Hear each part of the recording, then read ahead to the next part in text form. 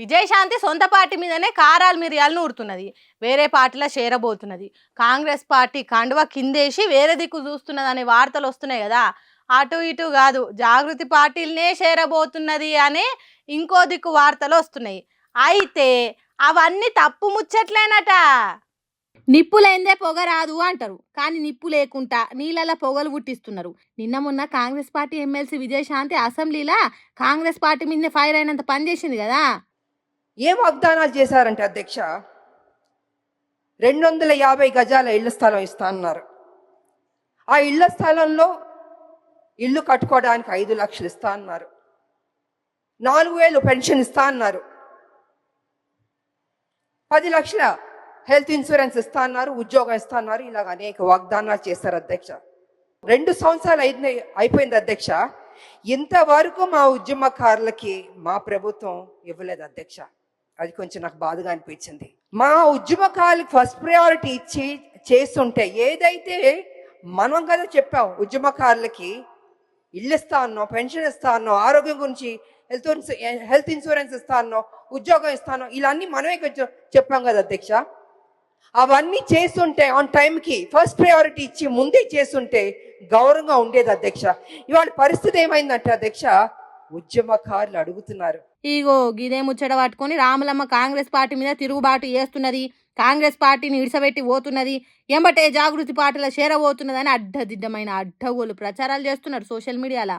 రాములమ్మ జాగృతిలకు పోతే పార్టీ ఎదిగే ఛాన్స్ ఉంటుందా ఉండదా అనేది పక్కకు పెడితే, ఈ వార్తలను కొందరు పని కట్టుకొని ప్రచారం చేస్తున్నారు, లీకులు ఇస్తున్నారు.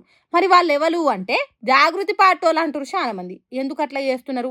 అట్లా ప్రచారం చేస్తే జాగృతి పార్టీలో చేరాలనే ఆలోచన వచ్చి చేరుతాను అనుకుంటున్నారా? లేకుంటే ఫ్రీ పబ్లిసిటీ చేసుకునే ఉపాయం ఏమో మనకు తెలియదు, కానీ అడ్డగోలుగా తప్పుడు వార్తలు తిప్పుతున్నారు.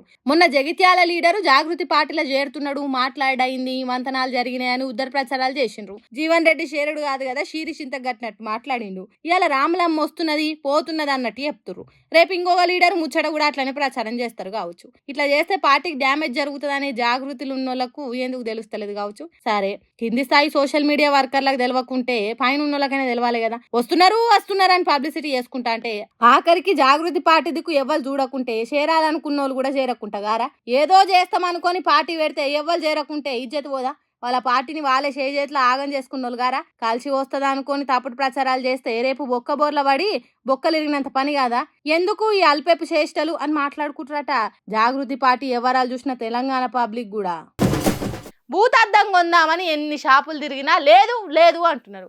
ఎందుకు లేవు భూతద్దాలు అని అడిగితే జనం ఎగబడి కొనుక్కొని పోయినరు, అందుకే షార్టేజ్ అయినాయి మేడం అని చెప్పిండ్రు. అబ్బా, పబ్లిక్ నాకంటే ఫాస్ట్ ఉన్నారు కదా అనుకున్నా. ఇంతకు ఈ భూతద్దాల లొల్లు ఎందుకంటారా? ఈ ముచ్చటిన్నాక మీరు కూడా ఓ భూతద్దం కొంటే మంచిగా అనుకుంటారు. గ్యాస్ సిలిండర్ తో వంట చేయొచ్చని చేసింది నేనే చేశాను కంబైన్డ్ ఆంధ్రప్రదేశ్ లో. అబ్బరా కొడుక, చంద్రబాబు సార్ లేకుంటే మన గ్యాస్ సిలిండర్ తోని వంట చేసుడు అనేదే ఉండకపోవు కావచ్చు కదా.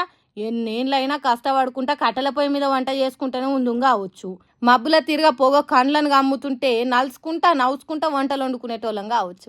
కానీ చంద్రాల సారు గ్యాస్ ఎట్లా వెలిగించాలి, రెగ్యులేటర్ ఎట్లా తిప్పాలి, ఎటు దిక్కు తిప్పాలి, లైటర్తోని ఎట్లా పొయ్యి వెలిగించాలి అనేది ఈ రోజున తెలుగు రాష్ట్రాల అమ్మలక్కలకు తెలిసిందంటే అది చంద్రాల సార్ పుణ్యమే. సెల్ ఫోన్ కు టార్చ్ లైట్ ఎట్లయితే కనిపెట్టిండో చంద్రాల సారు అచ్చం అట్లనే గ్యాస్ సిలిండర్ తోని వంట చేసుడు చెప్పిండు. హైదరాబాద్ ను అందంగా తయారు చేసిండు అనేది ఎంత నిజమో, సెల్ ఫోన్ కు టార్చ్ లైట్ కనిపెట్టిండు అనేది ఎంత నిజమో, ఇప్పుడు గ్యాస్ సిలిండర్ తోని వంట చేసుడు నేర్పిండు అనేది కూడా అంతే నిజం. అందుకే 2 తెలుగు రాష్ట్రాల పబ్లిక్ భూతద్దములు కొనుక్కుంటున్నారట. చంద్రాల సార్ ఇంకేమేం కనిపెట్టిండు అనేది తెలుసుకునే తానికి కండ్ల కాడ భూతద్దాలు పెట్టుకుని ఎంకులాడుతున్నారట. కానీ పబ్లిక్ తెలియని ముచ్చట ఏంటిదంటే చంద్రాల సార్ చెప్పినప్పుడు మాత్రమే మనకు తెలుస్తుంది, అప్పటిదాకా తెలియదు. కాబట్టి పెద్ద పెద్ద సభలు పెట్టినప్పుడు చంద్రాల సార్ చెప్పేది చెవులు నిక్కిచ్చింటే ఇసొంటి ముచ్చట్లు బొచ్చడు చెప్తాడు. అప్పటిదాకా ఓపిక పట్టుండ్రి, ఆని ముత్యాలు ఎప్పుడు వచ్చేది తెలియదు.